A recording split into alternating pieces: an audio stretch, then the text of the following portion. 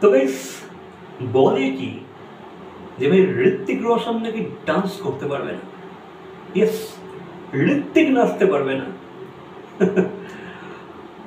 তো গাইস ঘটনা হচ্ছে যে ফারাহ খান মানে ডিরেক্টর কোরিওগ্রাফার ফারাহ খান স্যার রিসেন্টলি একটা টক শোতে এসেছিল, লাইক একটা রেডিওতে একটা সেগমেন্ট হয় রেডিও নাশা বলে। তো সেখানে সে একটা একটা ইনসিডেন্ট শেয়ার করেছে আমাদের সাথে যে ভাই কাহো না প্যার হ্যায় ফিল্মটাতে সে যখন ঋত্বিকের জন্য ডান্স কোরিওগ্রাফ করছিল, লাইক লাইক দু তিনটে গান তো ছিল যেখানে সে কোরিওগ্রাফ করেছিল গানগুলোকে, ঠিক আছে।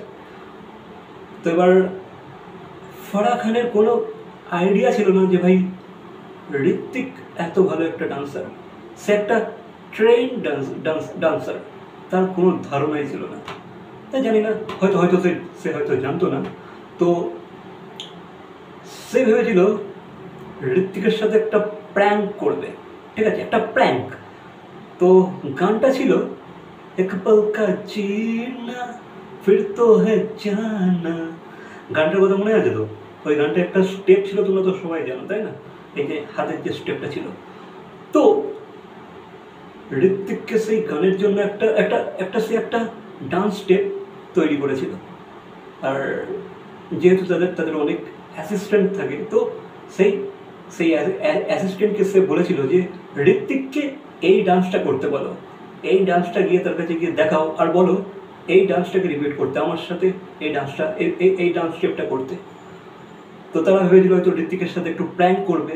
তারা ভেবেছিল যেহেতু ঋত্বিক নিউ কামার, হয়তো সে অত ভালো ডান্স করতে পারবে না বা এই টাফ স্টেপটা সে করতে পারবে না, সেই হিসাবে একটা টাফ স্টেপ বানিয়েছিল ঋত্বিকের জন্য। আর তাকে যখন ফারাহ খানের অ্যাসিস্ট্যান্ট গিয়ে এই ডান্সটা করে দেখিয়েছে, দেন বলেছে যে ভাই তুমি এবার এটাকে পারফর্ম করো। ভাই ঋত্বিকও তো ভাই পারফর্ম করে দেখিয়ে দিয়েছে, ঋত্বিকও তো পারফর্ম করে দিয়েছে। দেন ভাই সবাই শকড হয়ে গেছে যে ভাই ঋত্বিক এত ভালো ডান্সার। তো ফারাহ খান রীতিমতো ভেবেছিল ঋত্বিককে বলবে দুদিন ছুটি নাও, মানে সে ভেবেছিল যে ঋত্বিক হয়তো এই ডান্স স্টেপটা করতে পারবে না, তাকে সে বলবে যে ভাই দুদিন ছুটি নাও, প্র্যাকটিস করে এসে আবার করবে। রীতিমতো সে এটা ভেবে নিয়েছিল, বাট সব ভাবনা চিন্তার উপরে ঋত্বিক জল ঢেলে দিয়েছে।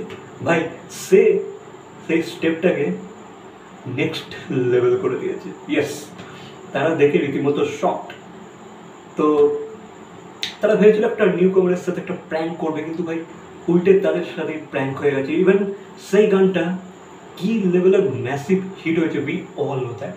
ওই গানটাতে ঋত্বিকের অরা, ঋত্বিকের সোয়াগ, ঋত্বিকের ডান্স স্টেপ সবাই আজও মনে করে, আজও সেটাকে ভাই কপি করে সবাই, আজও সেই ডান্স স্টেপটা খুবই প্রচলিত। ইউনো ঋত্বিকের কথা মনে পড়লে ভাই সেই এক পল কা জিনা গানের ওই ডান্স স্টেপটা মনে তো পড়বে তোমার একবারে।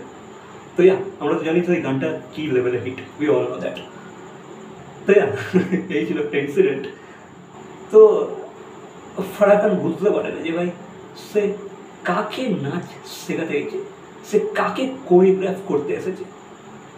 ঋত্বিক এত ফ্ললেস, এত এফর্টলেসলি সেই স্টেপটা করে দিয়েছে ধারণার বাইরে। তো এই ছিল একটা ইনসিডেন্ট যেটা যেটা ফারাহ খান শেয়ার করছে। ইভেন গাইস ঋত্বিকের আজ এত বয়স হয়ে যাওয়ার পরেও, এতটা এজেড একটা পার্সন হয়ে যাওয়ার পরেও কিন্তু সে আজও কি সুন্দর ফ্ললেস এফর্টলেস ডান্স করে, সেটা দেখে বেশ ভালো লাগে যে ভাই তার যে কোর ট্রেনিংটা কী লেভেলের হয়েছে বা সে কতটা প্র্যাকটিস করে, তার ডান্স মুভগুলো দেখলেই বোঝা যায়। সে কিন্তু রীতিমতো ভালো সাধনা করে, সে তার ডান্সটাকে কিন্তু নিয়ে রীতিমতো চর্চা সাধনা সব করে, সেই কারণে তো ভাই এত ভালো পারফরমেন্স সে দেয়। ঋত্বিকের কিন্তু ভাই ডান্স ভিডিওগুলো দেখার মতো হয়। ইয়েস, মানে পুরো ওভারঅল একটা ম্যাজিক ক্রিয়েট করে দেয় সেটা ডান্স মুভসের থ্রুতে। ইয়েস, তো এই ছিল একটা